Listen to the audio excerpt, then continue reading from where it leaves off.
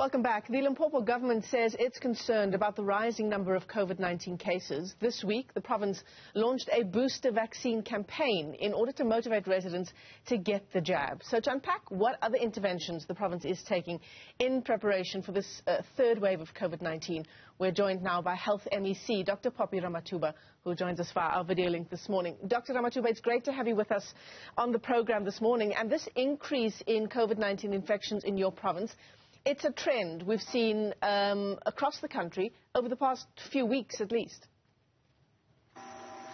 Morning and morning to all your viewers out there. Yes, indeed, as a province, while we cannot say we are already in a resurgence, but we are concerned in terms of our cases that on a 7-day average, we saw a movement from 11 to 28 cases that we are reporting per day. Mm-hmm. And we have also seen an increase in active case loads.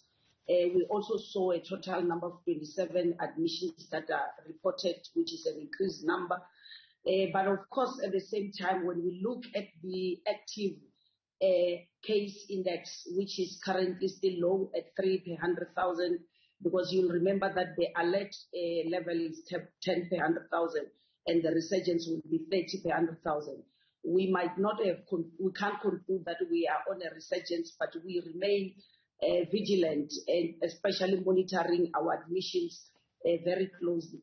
I must also indicate to the public to say, currently, since the introduction of the antigen test, the reporting data that we have, it's not as reliable on a daily basis compared to when we were still dealing with the PCR test, because we rely on our facilities, not necessarily on our NHLS like we would do in the past and our other private laboratories.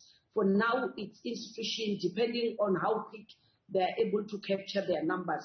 So whatever program we are dealing with, we are also bearing in mind to say there could be serious low reporting. We might think we are not yet at a resurgence, but while the numbers are also increasing. So that is the work that we are currently dealing with our facilities to try to improve in terms of their daily capturing, especially on the antigen tests that are done on a daily basis. Yeah, Dr. Ramathuba, I mean, given what you've just said about the number of active cases you have in your province, when we look at other provinces, I mean, Limpopo at the moment has just over 430 active cases. You're saying the daily rate has gone from around 11 to sort of 20-odd new cases of COVID-19.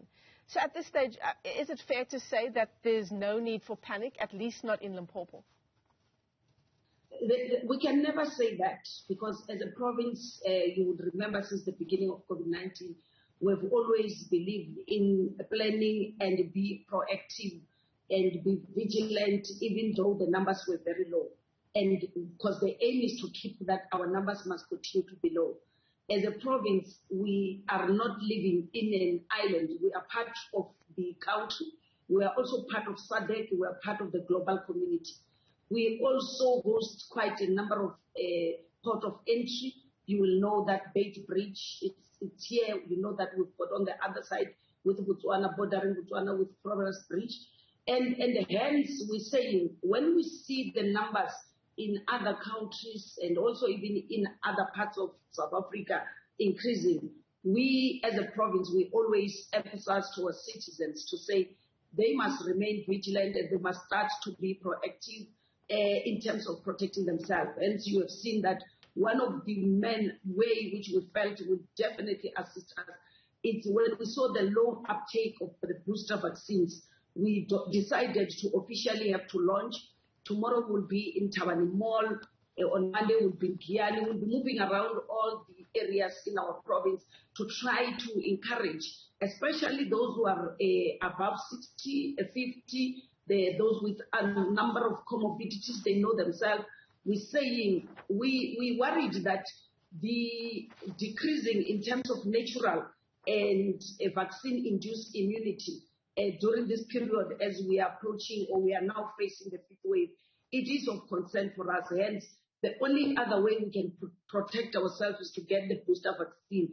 And by doing that, we believe that if we are to get a number of senior citizens and also adults, especially those with comorbidities, we protect them, we might have to deal with the fifth wave like we deal with the fourth wave, where people might test positive but not necessarily burdening our facilities, because we will require, you see that we have high admission rates in our ICU and also in our hospitals. The other caution that one would want to give to the public is that if you understand we are officially out of the disaster period and also the remaining regulation lapsed, I think last night. So what it means is that as the health system, if we don't plan properly in terms of preventing many people who would clog the health system in case they get infected, if we don't do that, it means this time around we don't have the regulation to assist us in terms of people complying and also reducing other burden of disease as a result of trauma, road accidents, stab wounds, and all those that gives us problem. So currently, the health system is trying to recover in terms of quite a number of elective operations that we failed to perform during COVID-19 waves. We are also having to deal with the catch-up plans on our HIV, AIDS patients, on TB cases, on other chronic conditions, you're diabetic.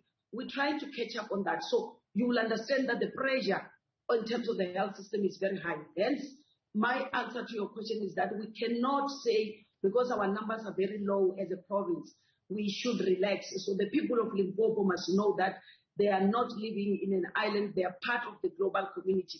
They have got to understand that once the numbers are increasing in the other parts of the country or other parts of the world, even Limpopo, we are planning for the West, so that if we don't get the West, we are still safe. But if we get the West, we might find ourselves struggling to save the lives of the people of our province.